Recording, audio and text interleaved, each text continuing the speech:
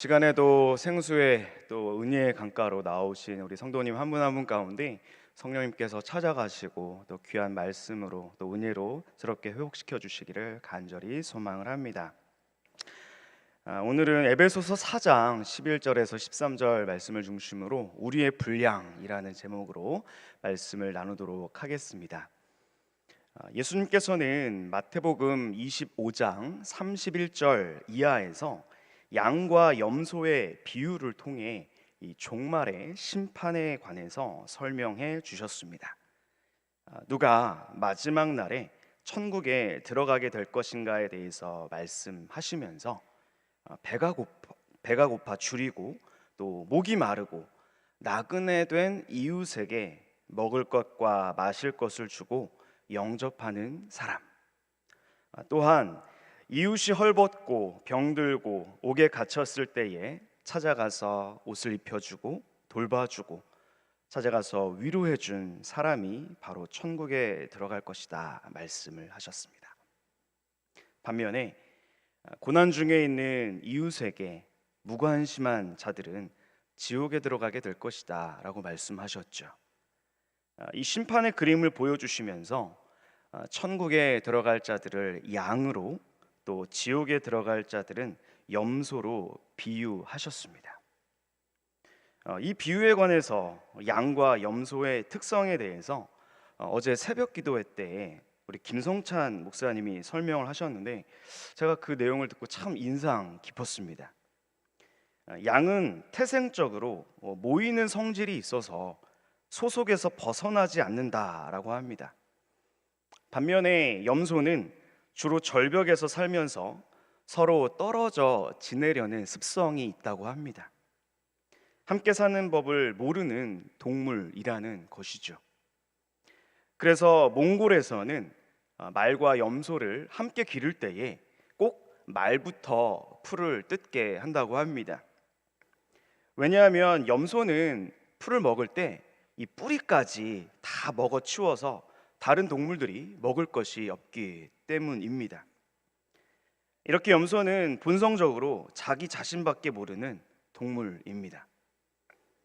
이런 특성 때문에 예수님께서도 양과 염소의 비유에서 이웃을 내 몸처럼 사랑한 사람은 양으로 구분해서 천국에, 이기적이고 자기중심적인 사람은 염소로 구분해서 지옥에 들어갈 것이다 라고 말씀하신 것이죠. 이렇게 성경은 죄의 본질적인 특징이 자기 중심성에 있다라고 설명을 합니다. 창조주 하나님을 왕으로 섬기며 그분의 말씀에 따라 살아야 하는데 그렇지를 못하고 내가 인생의 주인이 되어서 자기만 알고 자기 중심적으로 생각하고 이기적으로 행동하는 그 상태가, 그 마음의 태도가 바로 죄라고 말씀하는 것입니다. 예를 들어서 아직 아무것도 모르는 어린 아기나 또 어린이들도 제 것이라고 누가 가르쳐 주지 않았는데도 이 장난감이나 음식을 주면 놓지 않고 양보하려고 하지 않습니다. 내가 못 먹으면 침이라도 묻혀서 남이 못 먹게 하는 모습을 쉽게 볼 수가 있죠. 그런데 이런 모습은 비단 어린이에게만 해당되지 않습니다. 많은 경우에 우리가 사는 이 세상의 문제와 비극은 인간의 탐욕과 이기심의 발로입니다. 지금도 미얀마에서 수백 명의 시민들이 이 군경의 총과 몽둥이에 죽어가는 것도, 또 공기업의 공무원들이 남몰래 부동산을 사들이고 투기를 해서 서민들의 마음을 허망하게 만드는 것도 모두 이 사람 안에 내재된 죄성 때문이라고 이해할 수 있습니다. 그래서 로마서 3장 23절은 이렇게 말씀하죠. 모든 사람이 죄를 범하였음에 하나님의 영광에 이르지 못하더니, 즉 우리는 모두가 태어날 때부터 자기만 아는 이 원죄의 상태에서 태어났다는 것입니다. 이렇게 성경이 죄를 자기 중심성으로 정의를 하고 또 사랑을 이웃과 더불어 사는 것이라고 설명하는 근거를 우리는 또한 하나님의 독특한 성품에서 찾아볼 수 있습니다. 우리 기독교에서는 하나님을 삼위일체로 존재하신다라고 설명을 하죠. 성부, 성자, 성령 하나님께서 각각 존재하시면서도 사랑으로 연합해서 일체로서 공존하신다라는 뜻입니다. 바로 이 공동체로 존재하신다는 것이죠. 그래서 삼위 하나님께서는 각각 서로가 서로를 기뻐하고 사랑하며 연합하는 가운데 죄인을 구원하시기 위해서 성부께서는 구원을 계획을 하시고, 성자께서는 구원을 실행을 하시고, 성령께서는 오늘도 이 구원의 역사가 이어질 수 있도록 역할하며 협력을 하십니다. 그래서 공동체로 존재하시는 하나님께서는 구원받은 성도들이 역시 더불어서 함께 사랑하고 연합하며 공동체로서 함께 살아가기를 소망하십니다. 그렇기 때문에 삼위일체 하나님께서는 가정과 교회를 원형 공동체로 주셔서 우리가 그 안에서 서로 사랑하고 사랑을 받으며 더불어서 함께 연합하며 살도록 계획하셨습니다. 이렇게 가정과 교회는 태어날 때부터 자기중심적이고 이기적인 우리에게 그 하나님의 사랑과 또 희생과 헌신을 보여주시기 위해 계획하신 아주 중요한 구원의 통로이다라고 우리가 이해를 할 수 있습니다. 하나님께서는 가정과 교회를 통해서 우리에게 무조건적인 사랑과 무조건적인 용납과 무조건적인 용서의 모범을 보여주고자 하십니다. 우리로 하여금 사랑으로 살아가는 삶의 중요성과 의미를 깨닫게 하십니다. 그러므로 우리는 이 가정과 교회를 잘 가꾸면서 하나님께서 이 원형 공동체를 세우신 목적에 맞게 잘 세워나갈 수 있도록, 성장할 수 있도록, 그래서 하나님께 영광을 돌리도록 힘써야 하는 그러한 사명이 있다는 것입니다.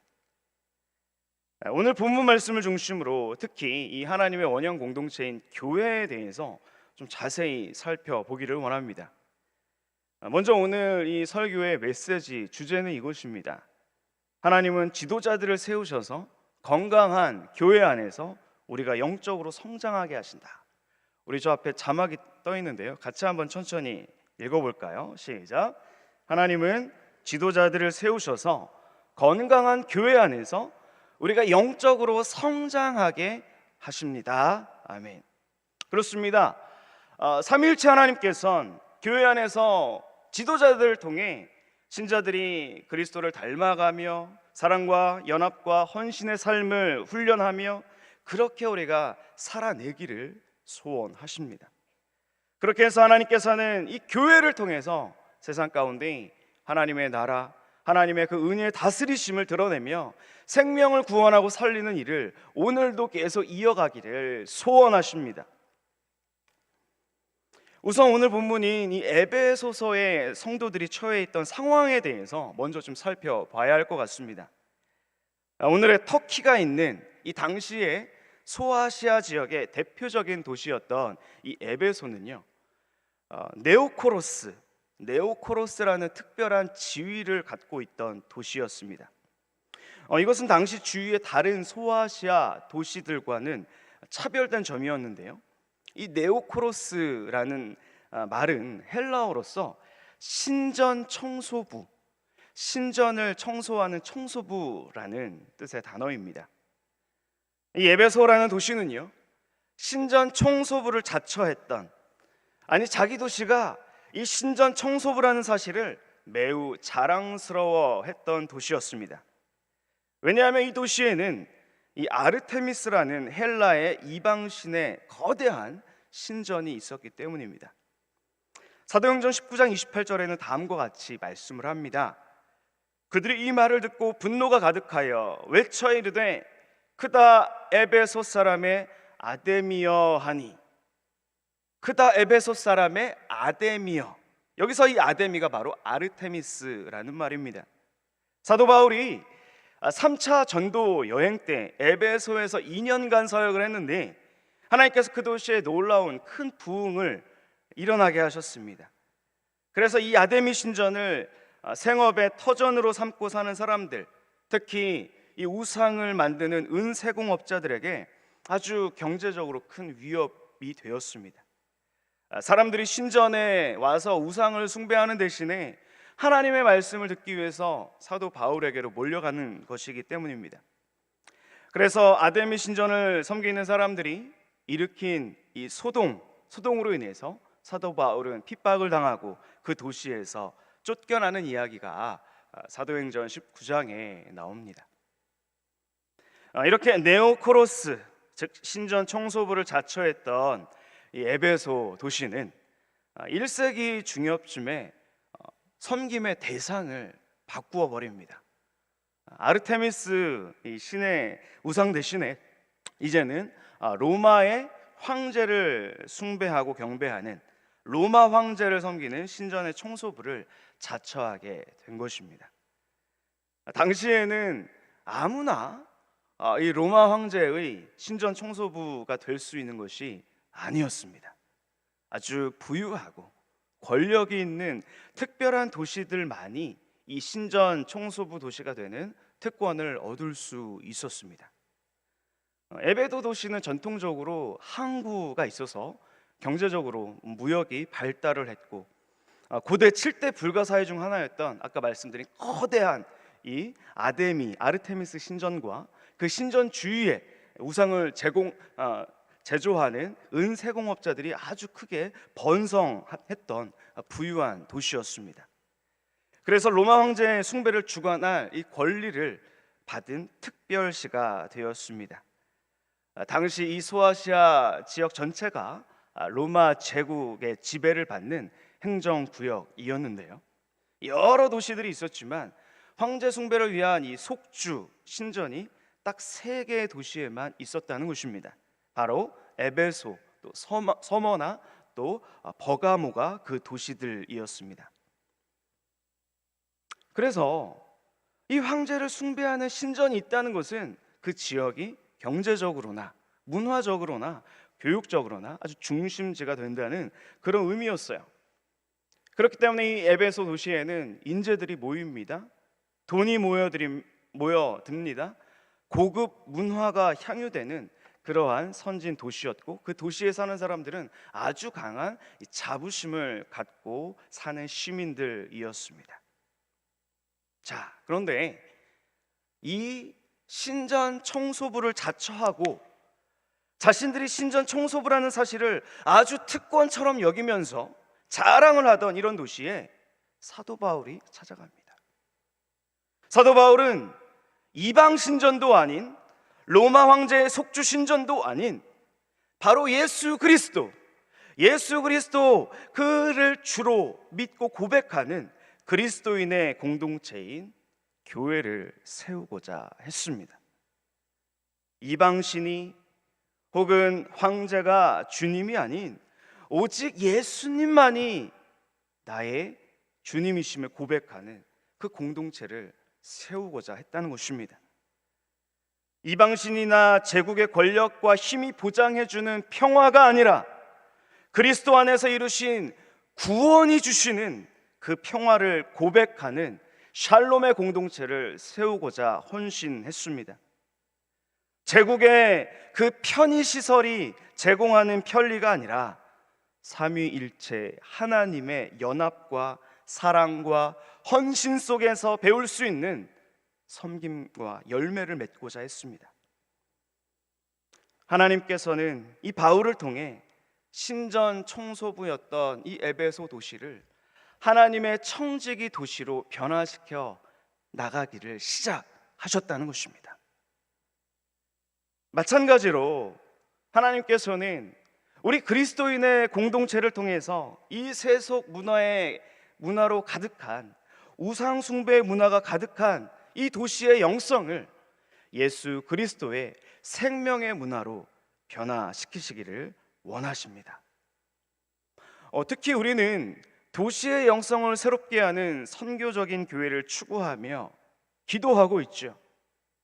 물질과 탐욕, 탐심과 이기주의에 오염되어 병든 이 도시의 영성을 삼위일체 하나님의 구원의 빛과 생명으로, 사랑과 연합과 헌신과 희생의 영성으로 새롭게 변화시키기를 우리는 주님과 함께 성령님과 함께 꿈꾸며 노력을 하고 있습니다. 그렇기 때문에 이 도시의 영성을 새롭게 하는 교회는 전도를 많이 해서 영혼을 구원하는 것을 포함해서 여기서 한 걸음 더 나아가 사람들의 이기심과 탐욕이라는 죄로 인해서 고통받고 눈물 흘리고 소외된 우리의 이웃들과 파괴되어서 신음하고 있는 이 자연 피조 세계를 돌보며 회복하는 것이라고 생각을 할 수가 있습니다. 그래서요, 사도 바울은 교회에 대해서 에베소서 1장 23절에서 이렇게 말씀을 하는데, 우리 같이 한번 에베소서 1장 23절을 읽어보겠습니다. 시작. 교회는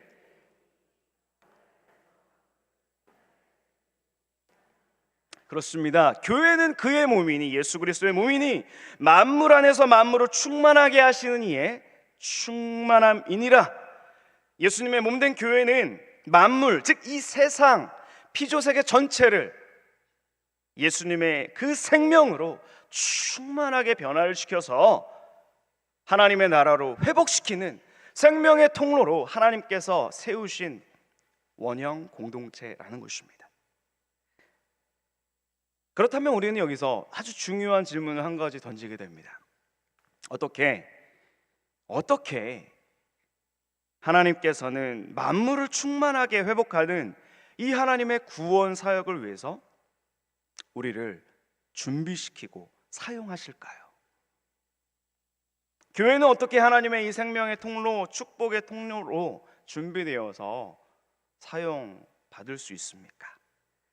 이 질문에 대해 오늘 에베소서 4장 11절에서 13절은 대답을 해주고 있습니다. 특히 오늘 본문의 이 13절이 굉장히 중요한데요. 먼저 이 구절의 이 구조, 문법적인 구조를 좀 살펴볼 필요가 있습니다.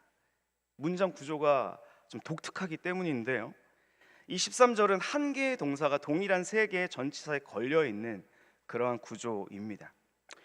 그래서 원문을 직역하면 다음과 같이 옮길 수가 있어요.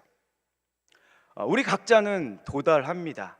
첫째, 하나님의 아들을 믿는 것과 아는 일에 연합하는 일에. 둘째, 온전한 사람에게까지. 셋째, 그리스도의 충만한 성숙함의 분량까지. 우리의 각각은 이 세 가지에 도달합니다. 이렇게 옮길 수 있어요. 괄호 안의 말은 제가 여러분의 이해를 돕기 위해서 구현한 말입니다. 이 본문을 그래서 우리 개역 개정 성경은 우리가 다 하나님의 아들을 믿는 것과 아는 일에 하나가 되어 온전한 사람을 이루어 그리스도의 장성한 분량에 충만한 데까지 이르리니라고 번역을 했죠. 이 문장을 이해하기 쉽게 다시 배열을 하면 아까 보여드린 것처럼 우리 각각은 도달합니다. 세 가지에 도달하는데요. 첫 번째는 하나님의 아들을 믿는 것과 아는 일에 도달하고요. 두 번째는 온전한 사람에게까지 도달하고요. 세 번째는 그리스도의 충만한 성숙함의 분량에까지 우리 각각은 연합해서 도달합니다 라고 이해할 수 있습니다. 그래서 13절의 의미를 다시 제가 재준수를 했는데요. 같이 한번 자막을 보고 한번 읽어볼까요? 시작. 우리는 그리스도의 몸을 이루어 연합하여서 예수님을 믿고 아는 일에 도달하며 성숙한 하나님의 백성에 도달하며 그리스도로 충만한 교회로까지 도달합니다.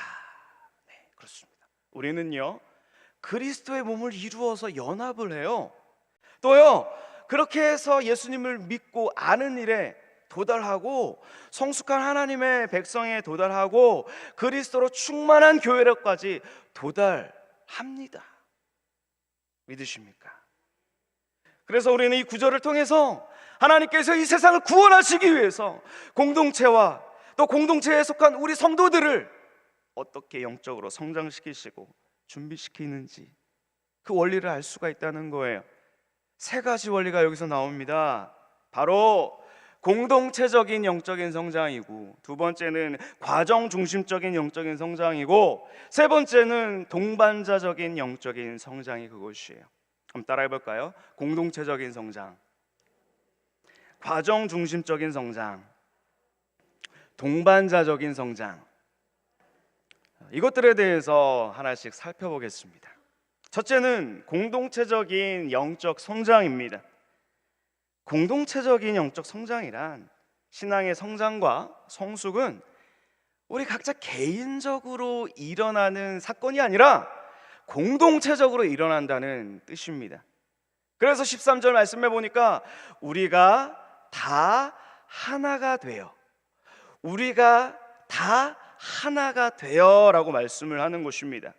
이 말은 구원받은 각각의 신자들은 각각 개인적으로 고립되고 분리되어서 신앙생활을 하는 것이 아니라 그리스도의 몸을 이루어서 연합하여서 공동체적으로 신앙생활을 한다는 그런 의미입니다. 이렇게 우리가 다 하나가 되어서 하나님의 아들을 믿는 것, 그리고 아는 것에게 이른다는 것이죠.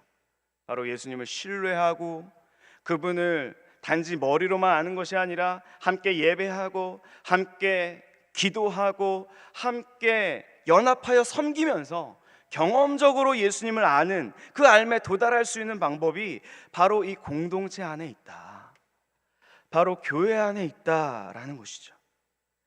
그래서요, 성경을 자세히 읽어보시면 대부분의 성경 말씀이 개인을 위해서가 아니라 신앙 공동체를 배경으로 하나님께서 신앙 공동체를 위해서 이 성경을 주셨다, 성경이 기록되었다는 것을 알 수가 있습니다. 구약의 모세오경, 시가서, 역사서, 선지서 모두 이스라엘의 가정과 이스라엘의 나라와 이스라엘의 예배 공동체를 배경으로 기록되었습니다.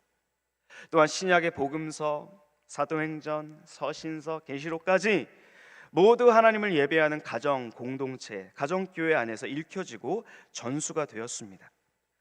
이렇게 신앙의 성장과 성숙은 신앙 공동체라는 환경을 통해서 이루어진다는 것입니다. 둘째는 과정 중심적인 영적 성장입니다. 계속해서 13절 말씀을 보니까 우리가 온전한 사람이 되어서 또한 그리스도의 장성한 분량이 충만한 데까지 이른다라고 말씀을 합니다. 이 부분은 그 다음 14절에 어린아이가 되지 아니하여 라는 구절과 연관시켜서 이해할 필요가 있습니다. 사람의 출생 그리고 성장처럼 우리의 영적인 성장과 우리의 영적인 거듭남은 같은 원리입니다. 같은 원리예요. 영적인 어린아이로 시작해서 점차 성장을 해서 온전한 사람, 그리스도의 장성한 분량까지 자랍니다. 이것을 영적 성장의 과정 중심적인 성장이라고 말할 수 있습니다. 여러분, 예수님을 따르는 제자는요, 태어나지 않습니다. 예수님의 제자는 태어나는 것이 아니라 양육되어지고 성장하는 것입니다. 마치 신생아가 태어나서 어머니의 젖과 품으로 양육되어 점차 어린이가 되고 청소년이 되고 장년으로 성장하듯이 하나님께서는 하나님의 품인 어머니의 품과 같은 이 교회를 통해 말씀을 공급하시고, 그래서 불신자들을 구원하시고, 그가 영적인 신생아에서 영적인 어린아이, 영적인 장년으로 성장해서 만물을 회복하시는 하나님의 이 구원의 사역을 이루는 주체자가 되게 사용하신다는 것입니다. 그러므로 특별히 이 자리에 계신 우리 구역장님들은 모두가 영적인 부모라고 말할 수가 있어요. 영적인 부모 말이죠. 어린아이를 양육하고 먹여주고 재워주고 길러주는 부모님 말입니다. 우리의 구역 식구들 중에는 영적인 청년이 있을 수도 있고 영적인 어린이가 있을 수 있습니다. 혹은 영적인 부모라고 할 수 있는 성숙한 그런 식구들도 있을 수 있어요. 그런데 만약에 교회에 처음 나와서 이제 막 새가족 양육을 마치고 수료하고 구역으로 연결되어서 들어온 성도가 있다면 이분은 영적인 아이라고 할 수 있습니다. 모든 것이 낯설고 새로운 이 새가족 영적 아이를 위해서 구역 모두가, 식구 모두가 이 영적 아이를 위해서 기도하며 사랑과 관심으로 돌보며 구역 예배를 통해 말씀이 그 삶 속에 구체적으로 적용되기 위해서 그를 키워주고 양육하고 알려주는 그러한 일들이 반드시 필요하다는 것입니다. 그래야 그 세 가족이 자라서 영적인 나이에서 영적인 어린이로, 영적인 청소년으로, 영적인 청년으로, 영적인 장년으로 자립할 수 있고 앞으로 그 구역의 지도자로 설 수 있을 것입니다. 이런 과정 중심적인 성장이 우리 안에 선순환되기를 간절히 소망을 합니다. 세 번째는 동반자적인 영적 성장입니다. 오늘 본문 11, 12절을 보니까 이렇게 말씀하는데요. 우리 11절, 12절 같이 한번 읽어볼까요? 시작.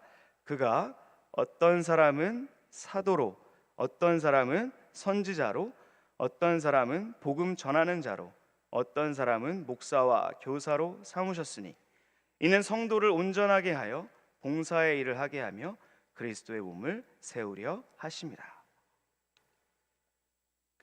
하나님께서는 교회 안에 다양한 은사들을 가진 사역자들을 세우셔서 하나님의 말씀을 가르치고 양육하게 하셨다라고 11절은 말씀합니다. 즉 사도, 선지자, 복음 전하는 자, 그리고 목사와 교사는 모두 어떤 사람들입니까?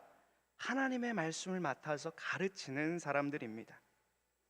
하나님께서는 이 사역자들을 통해서 성도님들을 온전하게 하고, 그래서 그들로 하여금 봉사의 일을 하게 하고 그리스도의 몸을 세우신다 말씀합니다.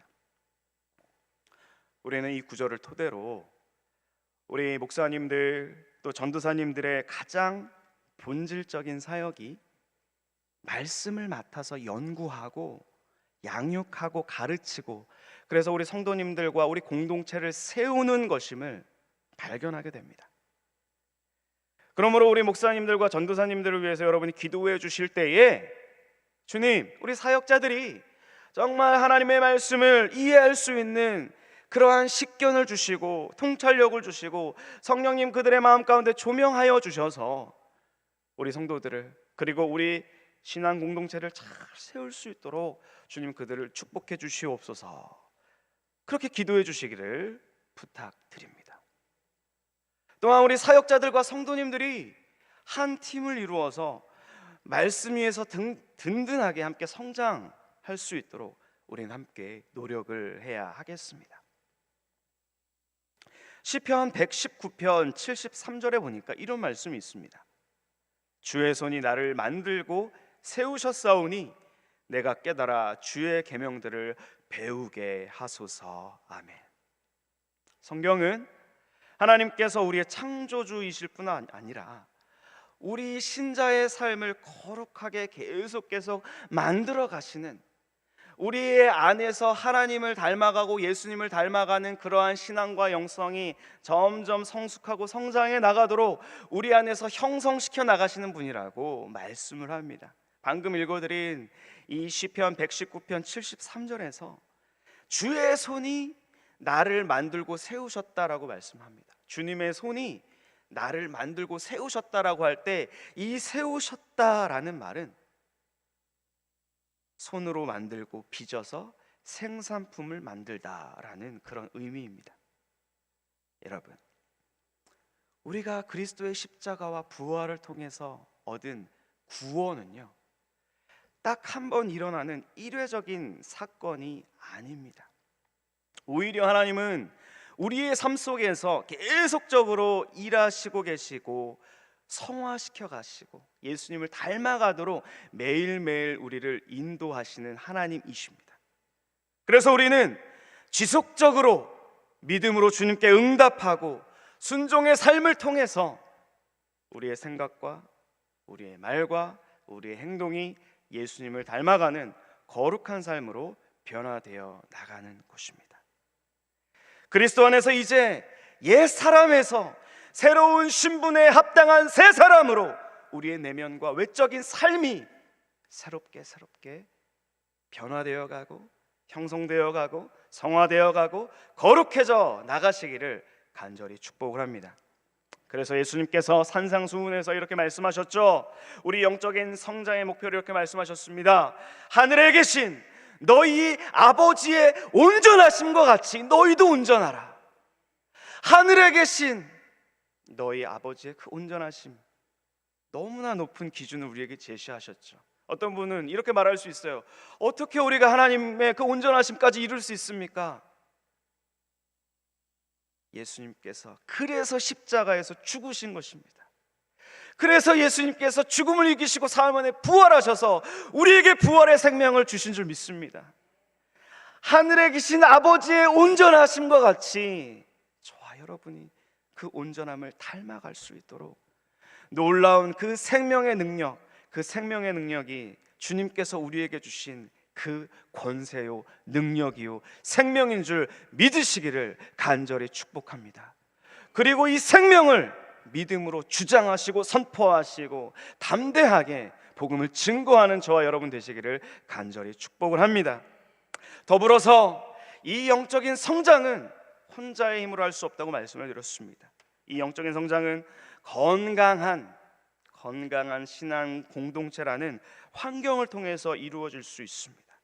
삼위일체 하나님께서 공동체로서 서로 사랑하며 존재하듯이 우리는 이 신앙 공동체 안에서 그리스도의 몸으로서 사랑으로 연합하고 또 말씀을 공급받음으로 영적인 아이에서 영적인 청년으로 그리고 영적인 장년으로 성장해 나가야만 합니다.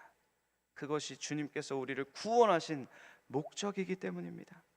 이를 위해서 세워주신 말씀 맡은 사역자들과 함께 우리 모두는 그리스도를 따르는 제자로, 십자가를 지고 말씀으로 사는 제자로 성장해서 불신자들을 찾아가서 복음을 증거하고 그들을 제자 삼고 나아가 만물을 회복하는 사명을 감당해야 할 줄 믿습니다. 이 생명의 은혜가, 이 놀라운 성령의 능력이 우리 모두에게, 특별히 우리 모든 교구와 또 구역장님 또 우리 모든 위원회에 가득하시기를 간절히 소망합니다. 기도하겠습니다. 하나님 아버지, 감사합니다. 오늘 본문 말씀을 중심으로 하나님께서 지도자들을 세우셔서 건강한 교회 안에서 우리가 영적으로 성장하게 하신다는 말씀을 나누었습니다. 우리에게 허락하신 이 소중하고 아름다운 안산 제일교회라는 신앙 공동체를 잘 가꾸어 가게 하셔서 하나님께 영광 올려드리는 우리 모두가 되게 하시며, 특별히 하나님께서 사랑하시는 우리 구역장님들 한 분 한 분 되게 해 주시옵소서. 그리하여서 말씀 맡은 사역자들과 성도들이 성경을 통해 하나님의 뜻을 잘 깨닫고 믿음으로 순종하여 열매 맺는 삶을 살아가게 도와 주시옵소서. 코로나19로 인해서 고립되고 인간관계의 의미를 다시 묻고 돌아보는 일들이 우리 주위에 많이 일어나고 있습니다. 우리가 말씀 안에서 진실한 관계를 이루는 진실한 공동체로 서게 하여 주셔서 참된 영적 성장을 이루며 하나님 나라를 세상에 온전히 드러낼 수 있는 복된 교회 되게 하여 주옵소서. 예수님의 이름으로 기도합니다. 아멘.